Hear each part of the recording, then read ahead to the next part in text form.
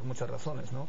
La primera es que la estructura de los medios de comunicación está concentrada en la capital y entonces es mucho más fácil mandar a un reportero a la zona 15 que a un pueblo perdido de Petén. Eso yo creo que lo hace más reportable. También quizá porque está en zonas que son socioeconómicamente más relevantes, que la audiencia de los medios de comunicación se concentra también en la capital y todo eso aumenta, como dices, la percepción. Pero yo creo que no tenemos, y como científicos sociales, yo creo que no podemos afirmar que haya habido un gran cambio con respecto a otros años porque no tenemos cifras y no tenemos datos que lo corroboren. Y cuando el presidente de la República sale a decir que admite que hay violencia más de la que él hubiera querido tener en su primer año de gestión, sobre todo siendo esta su principal promesa de campaña, pero dice o prevé que el año entrante va a ser un mejor año. Uno escucha eso y Maco Canteo ¿lo cree o lo toma con desconfianza, una afirmación de ese tipo? Mira, mi opinión es que si este gobierno sigue con las mismas políticas en materia de seguridad, yo diría que vamos a seguir en la misma tónica. Lo que me gustaría conocer del presidente de la República es cuáles van a ser sus estrategias y sus políticas para dar a la ciudadanía esa confianza de que va a disminuir la violencia. La suma de 6.000 elementos de policía que van a graduarse de aquí al año entrante, ¿eso te alienta? No me alienta, porque eso ha sido un factor necesariamente que se ha dado en el país en otras ocasiones.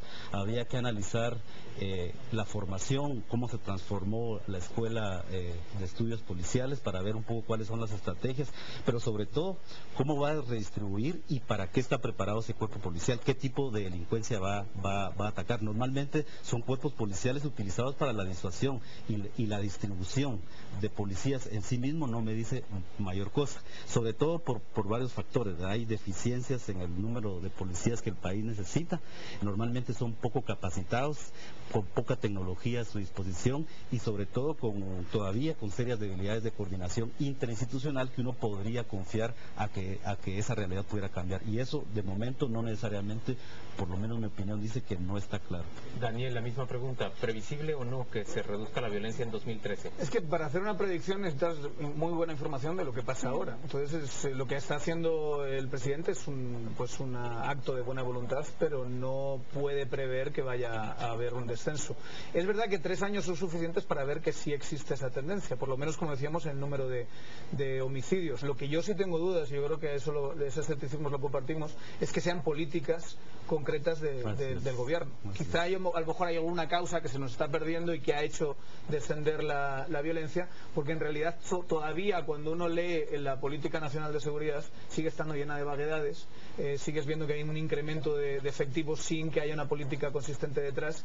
Entonces la respuesta a la pregunta es no sabemos, no tenemos ni idea de por qué está descendiendo y no sabemos qué va a pasar el próximo año, porque quien se atreve a hacer predicciones científicas, en fin, tiene un valor del que yo carezco. Y el presidente que se atreva a desmentir la percepción de la ciudadanía, aunque tenga cifras oficiales que muestren una baja, siempre queda muy mal. Recuerden ustedes Colón, cuando sus estadísticas iban en descenso y la gente no le creía, aunque él sostenía, porque la percepción es muy determinante, y sobre todo cuando en menos de 5 días, en la zona donde vive el presidente de la República, a pocas cuadras de su casa, matan por lo menos a 8 personas, incluidos un muchacho que estaba en un restaurante. Creo que el presidente va con la corriente. Sin embargo, en algún momento tendrá que decir si realmente bajaron o subieron como él había ofrecido. Pero a mi parecer, ir ahorita en contra de la percepción de la ciudadanía quedaría muy mal el mandatario. Señores, ¿los Zetas desaparecieron o redujeron su participación en el escenario nacional? ¿Qué piensan ustedes? Yo no tengo mucha información sobre esto. Hemos dejado de conocer esos actos escandalosos. Lo que pasa es que yo negaría hasta cierto punto la mayor. En principio no sabemos muy bien qué son los Zetas. Esa es otra cosa, que normalmente hablamos de los Zetas como si fuese una entidad perfectamente conocida, pero hay que dividir la macroestructura o la estructura directiva de los Zetas, que está compuesta por gente relativamente entrenada, que se dedica sobre todo al narcotráfico, de este fenómeno que llaman cetillas, esta especie de sucursales, de criminalidad, de barrio bajo, de extorsión, y cómo se mezclan y cómo no hay una estructura jerárquica y no sabes bien si lo que ha pasado viene de una orden por parte de Treviño o viene de una acción espontánea del pequeño local, grupo. de ese pequeño grupo que quiere controlar la criminalidad de esa zona. Después, está claro que los Zetas, yo creo eso, y de hecho lo he puesto negro sobre blanco en un texto que espero me publiquen ahora en España. Yo creo que los Zetas tienen un problema muy grande de estrategia, ¿no? Los Zetas, sobre todo cuando están actuando en México o en Guatemala, necesitan de cierto apoyo de la población. En cambio, normalmente tienden a generar más terror que apoyo.